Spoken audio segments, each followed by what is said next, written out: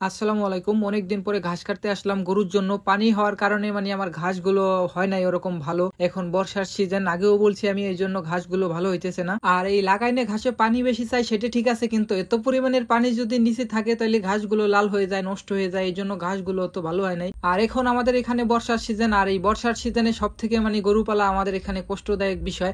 আমার অনেক কষ্ট হয়ে যাইতেছে গরু পালন করা, কারণ আমাদের এখানে এখন ঘাস নাই। আমার ঘাস নাই, ঘাস না থাকার কারণে খড় খাওয়ানো লাগতেছে। আর খড় খাওয়ানো ঘাসের চিতা অনেক টাকাই বেশি লাগে, এই জন্য আমার গরু পালা অনেকটা কষ্ট হয়ে যাইতেছে। আর এখন আমার গরুতে খাবারও বেশি টাকার খাইতেছে, কারণ আমার ঘাসের জমিতে ঘাস নাই, এই জন্য খড় খাওয়া লাগছে। আমার গরুতে খরচটা বেশি হইতেছে বর্তমান। আর এই যে আমার বাড়িতে আলহামদুলিল্লাহ সুন্দর ঘাস হয়েছে, পানি থাকার পরেও আমার বাড়িতে সুন্দর ঘাস হয়েছে। আর এই ঘাসগুলো আমি কাটিং বানাবার চাইছিলাম, আমার জমিতে লাগাবার চাইছিলাম কাটিং বানাইয়া, এই জন্য ঘাসগুলো রাখছিলাম। কিন্তু এই ঘাসগুলো অনেকটাই বড় হয়ে গেছে, তাই ভাবলাম যদি আমি একবার কাটি তারপরে যে ঘাসগুলো হবে ওই ঘাসগুলো আমি কাটিং বানাইয়া আমার জমিতে লাগানো পারবো পানি শেষ হইলে পরা। এই জন্য একবার কাটতেছি। আর আমার বাড়ির জমিতে এখন সুন্দর ঘাস হয়েছে, দেখতেই পারতেছেন। আর আমি মনে করি ঘাস ছাড়া যদি কেউ গরু পালন করে তাহলে বেশি একটা লাভজনক হইতে পারবে না।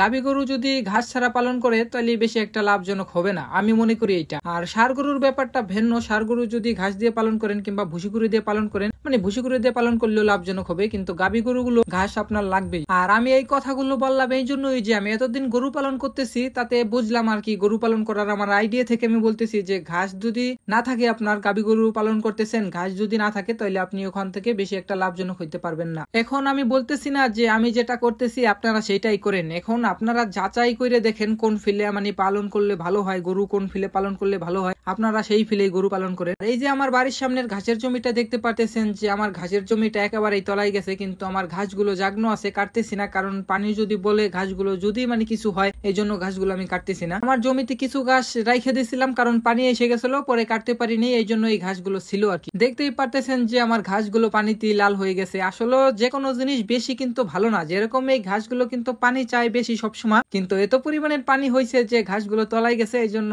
ঘাসগুলো লাল হয়ে গেছে, নষ্ট হয়ে যাইতেছে ঘাসগুলো। তাই যে কোনো জিনিস বেশি ভালো না। এখন আমার জমিতে পাড়িতে যে ঘাস আছে মোটামুটি আমি আর কি 10-12 দিন খাওয়াতে পারবো, এরকম ঘাস আমার পাড়িতে জমিতে এখনো আছে। যাই হোক, আমার ঘাসগুলো কাটা শেষ আজকের জন্য, এই জন্য ঘাসগুলো নিয়ে বাড়িতে আসলাম। আমার গরুগুলোকে অনেক দিন ধরে এই ঘাসগুলো মেশিন দিয়ে কাইটে দেওয়া হয় না, কারণ আমার ঘাসগুলো নাই, আমি দিব কই থেকে, এই জন্য আজকে মেশিন দিয়ে ভাঙ্গে তারপরে ঘাসগুলো গরুরে দিব আর কি। আর একটা কথা আমি বলি আপনাদের, আমি কিন্তু গতবার আমার জমিতে আমি ঘাসগুলো আগে আগে লাগাতে পারিনি, কারণ আমার আগে ঘাসের কাটিং ছিল না, এই জন্য আমি আগে ভাগে লাগাইতে পারিনি এই ঘাসগুলো। তাই ভাবতেছি আমি এই বছর আমার ঘাসের কাটিং আমি আগে ভাগে রাইখে দেবো, যাতে আমার জমিতে আমি আগে আগে লাগাইতে পারি। তাই বলবো আমি সবাইরে, আপনারা ঘাসের কাটিং আগে থেকেই রাখবেন, কারণ যদি আপনি আগে আগে ঘাসের কাটিং লাগাইতে পারবেন তাড়াতাড়ি আপনার ঘাস হবে। যাদের জমি আমাদের মতো এরকম আছে, তারা ঘাসের কাটিং উপরে যে জমি আছে আপনাদের, সেই জমিতে আপনারা এই ঘাসের কাটিং লাগাই রাখবেন, যাতে আপনাদের বর্ষা শেষ হওয়ার পরে আপনারা লাগাই নিতে পারেন। আর একটা বিষয় কি, যে কোনো জিনিস আগে থেকে সংগ্রহ করে রাখা ভালো ভাই। আর গরু পালন করা এটা একটা কষ্টের বিষয়, এটা